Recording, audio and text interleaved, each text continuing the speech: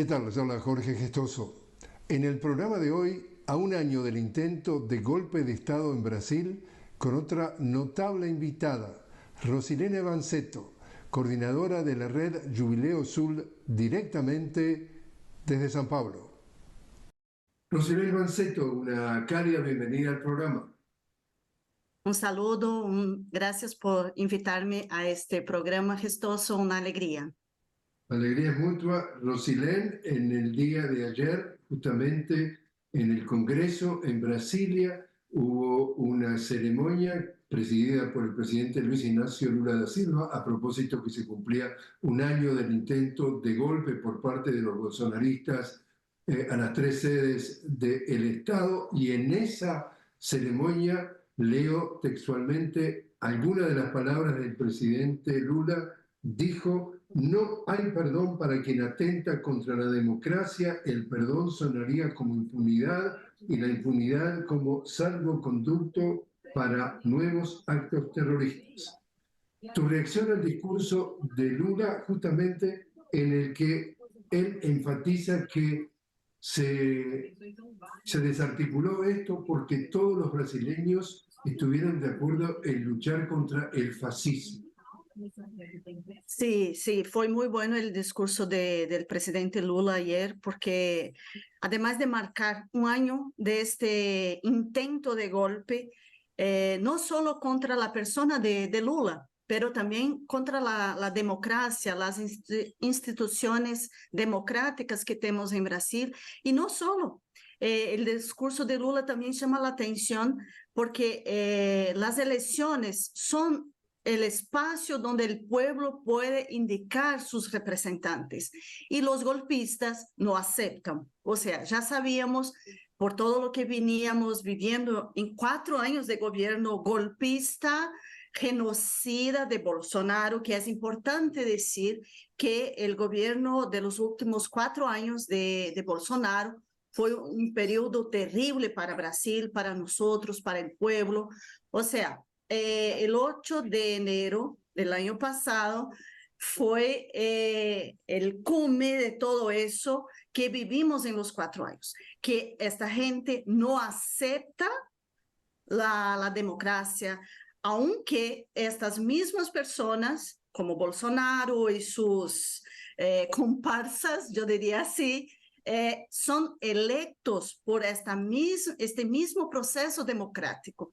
Entonces, las palabras de ayer de Lula, del presidente del tribunal también, que fue muy afectado por los actos de 8 de enero de 2023, y las calles ayer también, Gestoso, estuvieron presentes, mucha gente ocupando las calles para reforzar este derecho a la democracia, y que no hay perdón para los que atentan contra la democracia. Entonces, ayer se marcó un tiempo muy importante también para decir que no aceptamos, tanto el pueblo así como las instituciones, este tipo de acto golpista, y que no hay perdón para quien comete este tipo de acto. Otra de las palabras de Lula dice: salvamos la democracia y no hay democracia sin libertad, pero que nadie confunda la libertad con el permiso para atacar la democracia. ¿Cómo interpretas eso? Sí, muy importante eso, porque tenemos una tradición en Brasil de ocupar las calles, de hacer las manifestaciones. O sea, hay libertad para hacerlo.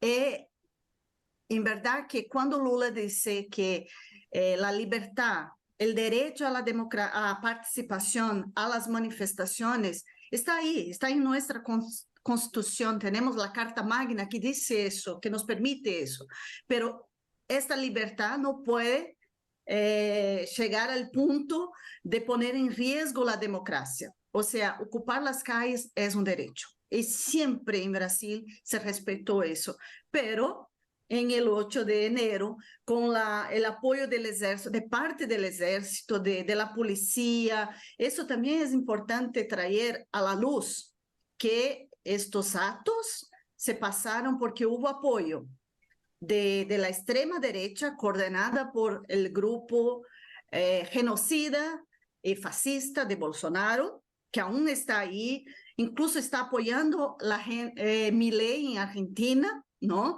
O sea, tenemos que estar muy atentos a este actuar de este señor, ¿no? Parte de los empresarios brasileños que no concordan con el proceso democrático, con la elección de Lula y siguen atacando la democracia por las redes sociales.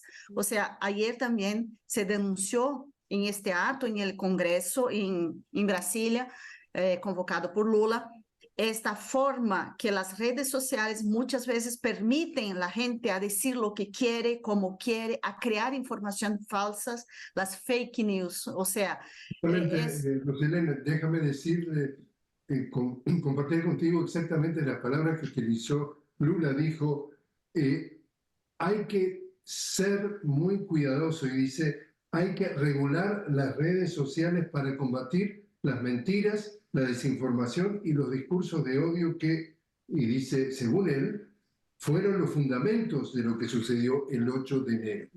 sí, totalmente de acuerdo con estas palabras de Lula, porque eso estamos viviendo día a día. Y no solo aquí en Brasil, en otras partes del mundo también es importante que estemos atentos. Por eso, acá en Brasil hay una lucha de los periodistas, de nosotros, de los movimientos sociales, de las organizaciones sociales en Brasil, para tener una regulación sobre las redes sociales. Porque hoy, así como las redes permiten que tú publiques todo lo que quiera, como quiera, y hay una difusión enorme de noticias falsas. Hoy mismo por la mañana recibí una noticia falsa y sabemos quiénes son los que producen estas noticias falsas. En un momento tú hablabas de desafíos, y déjame también compartir contigo lo que dijo Lula, que puede llegar a ser uno de los grandes o el gran desafío de Brasil. Dijo, no puede haber democracia mientras persistan las enormes desigualdades socioeconómicas que existen en Brasil. Y para un público que nos ve fuera de Brasil, tú recuerdas que en los años de Bolsonaro claramente se identificó que millones de brasileños, tú me corriges la cifra, pero entre 20 y 30 millones de brasileños se iban todas las noches a la cama con hambre. Es decir, Sí. acá hay un problema fundamental y serio en las desigualdades dentro de Brasil. Sí, es importante eso, muy, muy importante esto que nos provoca pensar, gestoso, porque, y es importante que la gente que nos ve fuera de Brasil entienda un poco esta realidad. En los últimos años, con el gobierno, los dos mandatos de Lula, después de Dilma, logramos disminuir considerablemente la desigualdad con los programas sociales, con políticas públicas. Fue un tiempo muy, muy importante. Pero en 4 años, la gente, el gobierno de Bolsonaro logró destruir todo eso que logramos en este tiempo de gobierno progresista con Lula y Dilma. Sí, son más o menos 20 millones de personas que no tienen lo mínimo para comer. Y aún es un reto muy grande, como dijo Lula ayer, y así habla siempre, todos los días, de lograr reformular los programas sociales para que la gente que hoy no tiene cómo comer, no tiene el pan, el maíz, frijoles, para poner en la mesa de sus hijos, pueda volver a tener. O sea, es una realidad y hay mucha, mucha gente viviendo en las calles. Nunca se vio tanta gente en las calles y eso se debe a un gobierno.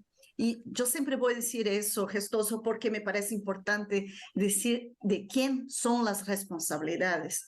Porque con la pandemia, más allá, el gobierno de Bolsonaro no desarrolló programas sociales para atender a la gente. O sea, tenemos un problema de vivienda muy serio en Brasil. Son millones de familias que perdieron sus casas, sus viviendas durante la pandemia y no lograron más volver a la casa. Están en las calles. Son familias con niños, con sus padres, abuelos en las calles.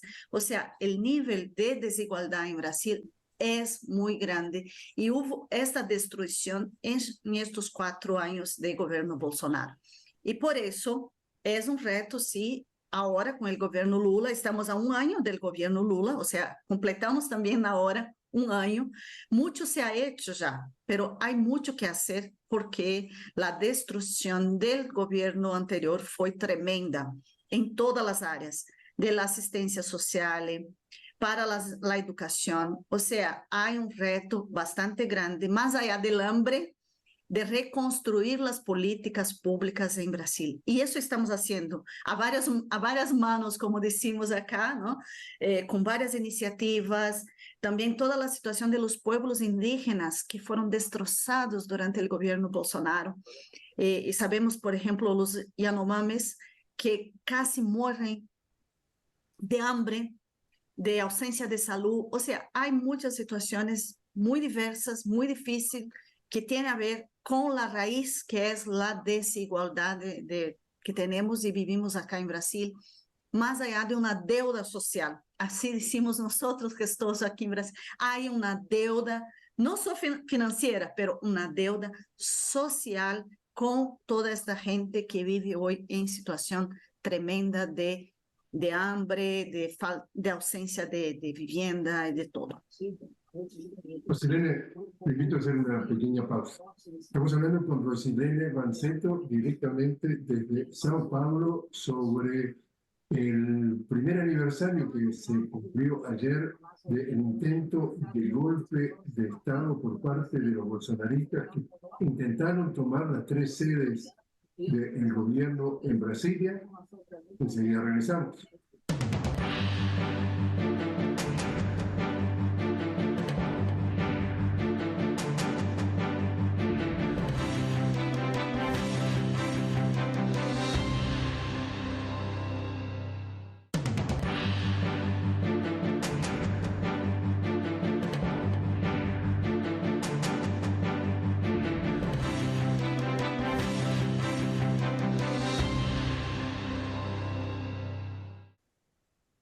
Continuamos hablando con Rosilene Vanzetto directamente desde San Pablo. Estamos hablando de que en el día de ayer se cumplió el primer aniversario del intento de golpe de Estado por parte de los bolsonaristas que intentaron tomar las 3 sedes de los 3 poderes del Estado en Brasilia. Rosilene es coordinadora de la red Jubilee Sul.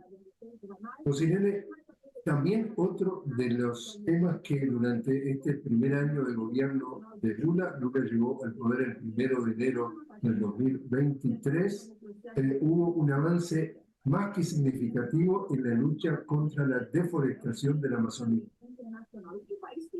Sí, esa es una política importante que estamos, o sea, es más una de las políticas de tentar disminuir la desflorestación de la Amazonía, porque durante estos últimos 4 años los números son muy, muy estarrecedores de la devastación de la floresta, pero no solo de la floresta, de la gente que vive en las florestas, o sea, la perseguición de indigenistas, de personas que defienden los territorios, los pueblos indígenas.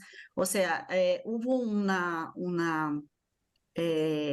prioridad, yo diría así, del gobierno a partir del Ministerio de Medio Ambiente para reducir estos números y logramos, ¿sí? Los números aún no son los más...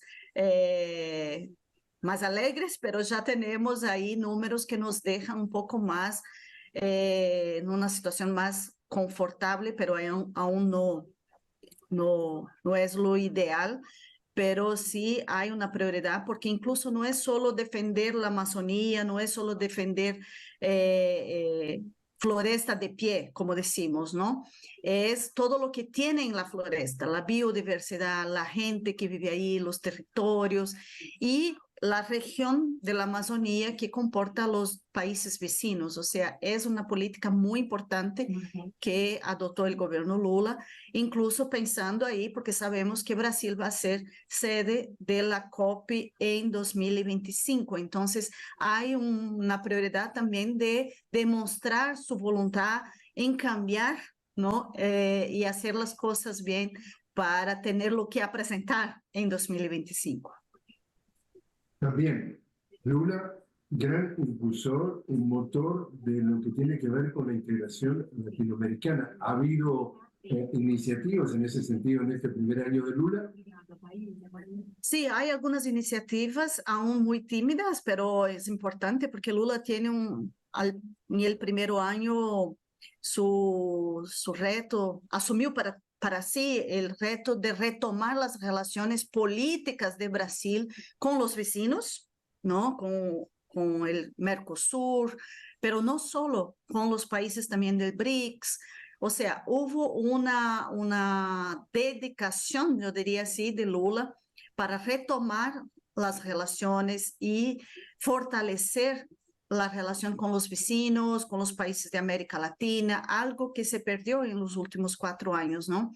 Teníamos una gran vergüenza cuando el gobierno anterior se pronunciaba públicamente porque solo hablaba mentiras y dados falsos, o sea, vivía en una mentira.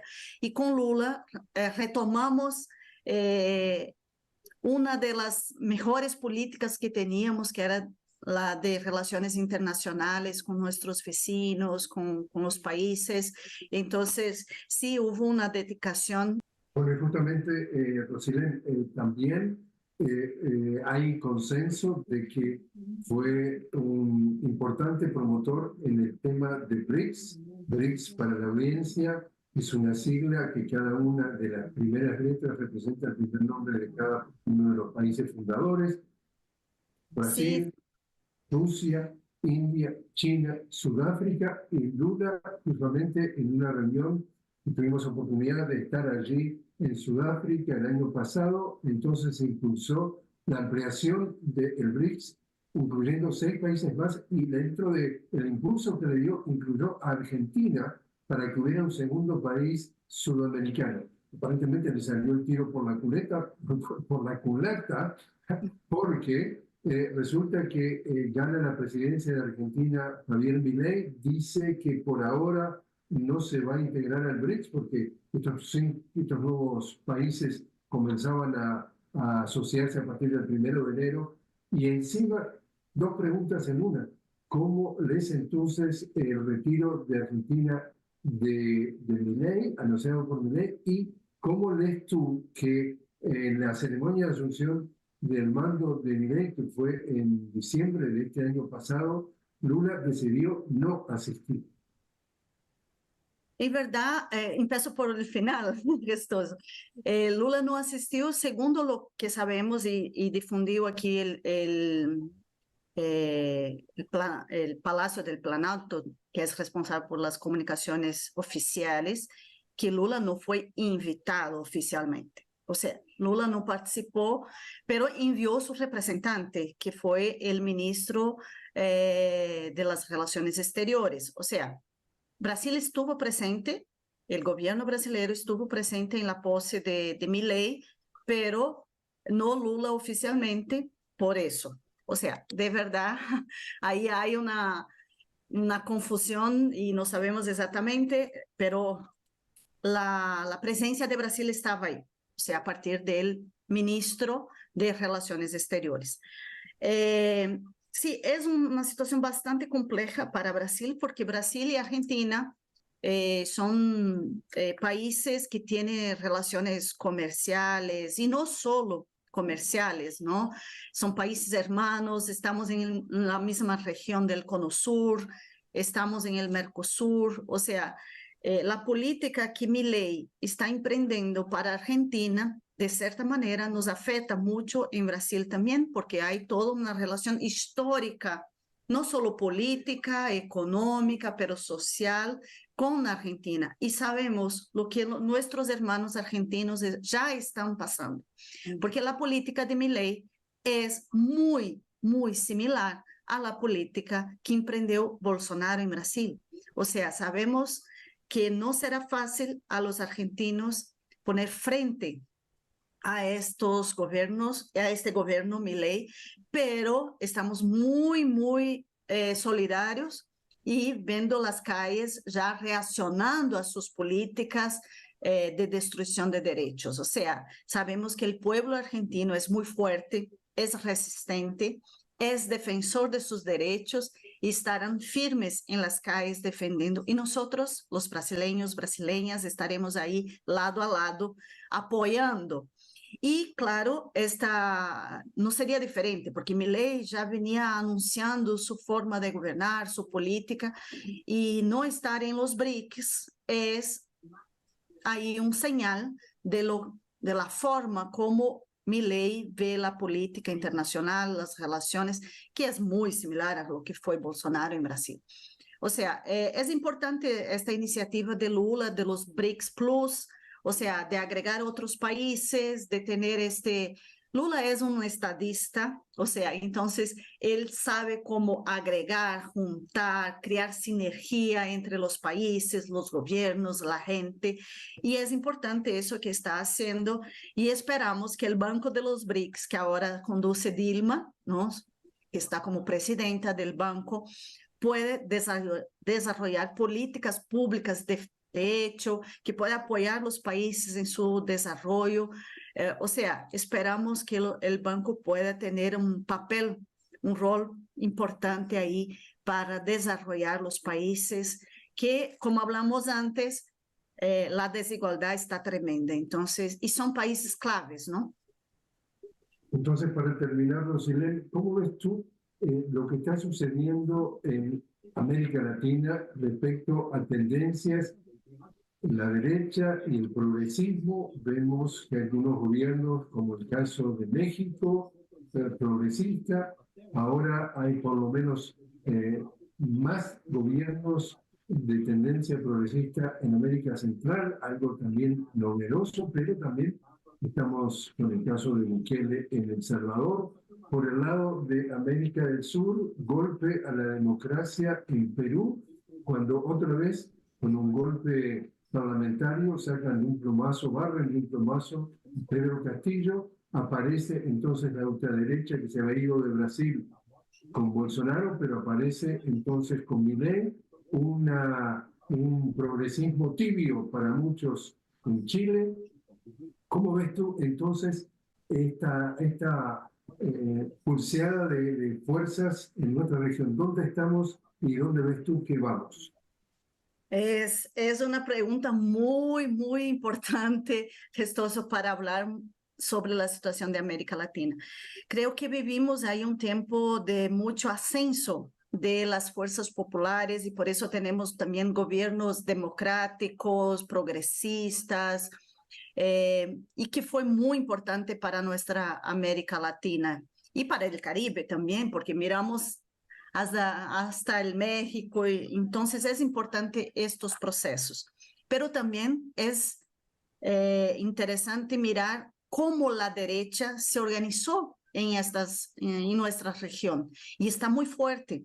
O sea, lo que pasó en Brasil con la victoria de Bolsonaro, pero ahora ganamos con Lula, pero eso no disminuye la organización de la derecha en los países. O sea, están muy presentes, están fuertes. Y por eso hay un reto para nosotros de los movimientos sociales, de los partidos de izquierda, los sindicatos, de fortalecer los procesos democráticos en nuestra región. Porque ganar una elección no significa cambiar el poder, porque ahí hay todo un juego entre los empresarios, los bancos, los rentistas, que siempre ganaron. Y no quiere dejar que un gobierno progresista cambie esta forma de intereses, de lucros que estas empresas tienen. Y cuando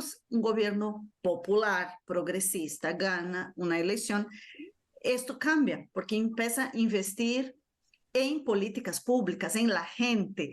O sea, eso es algo que es muy fuerte en nuestra región y no tiene a ver solo con ganar o perder una elección, tiene a ver con el contexto social, político y económico de nuestros países. Y sí, y creo que vamos a tener ahí un tiempo de mucho muchos desafíos políticos, democráticos en nuestra región, como bien mencionaste, el caso de Perú, de México, Chile con la democracia muy tímida y las situaciones con la constitución que acaban de rechazar, ¿no? En Chile.